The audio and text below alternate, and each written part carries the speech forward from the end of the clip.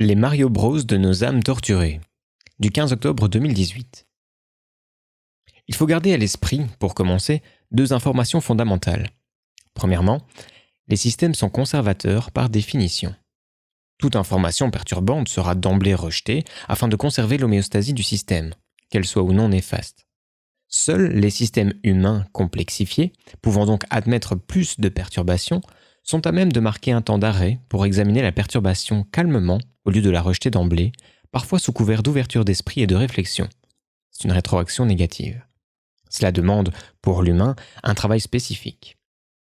Et deuxièmement, la mémoire traumatique est par définition une fuite. C'est un moyen d'éviter la destruction, la mort, lorsqu'une situation est devenue ingérable à l'échelle de l'individu. La première cause de fabrication de mémoire traumatique est, statistiques et études à l'appui, le milieu familial lorsqu'on est enfant. Le comportement parental, construit socialement, n'est que très exceptionnellement capable d'offrir une enfance dite sécure. Autrement dit, nous sommes tous détraumatisés. Et tous, au moins dans un premier temps, incapables de l'admettre, vu les risques de remontées émotionnelles violentes que cela nous ferait courir. Bilan, l'humain est d'abord et avant tout construit pour la fuite. Il est aussi construit par la fuite, de lui-même, de la différence. À rappeler que l'information est une différence qui fait une différence, a écrit Gregory Bateson.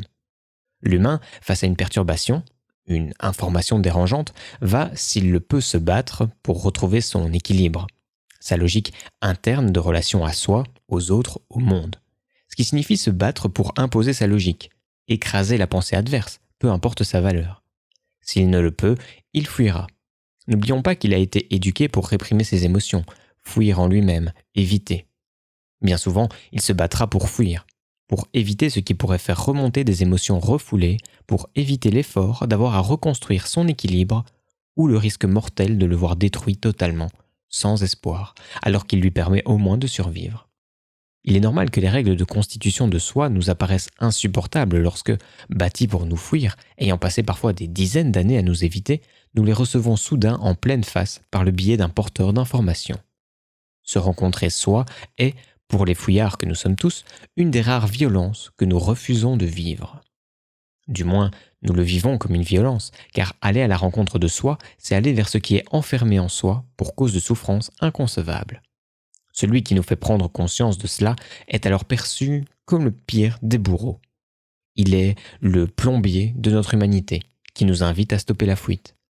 Il est le maudit Mario Bros de nos âmes torturées, celui qui stoppe la fuite, au moins momentanément, et fait alors monter la pression dans la cuve. Mais il existe des outils pour gérer cette pression et produire un élan mécanique vers la construction de soi. Concernant les références de cet article, sur la compulsion des systèmes à conserver la forme acquise, vous pouvez lire les systémiciens, comme von Bertalanffy, de René, Atlan.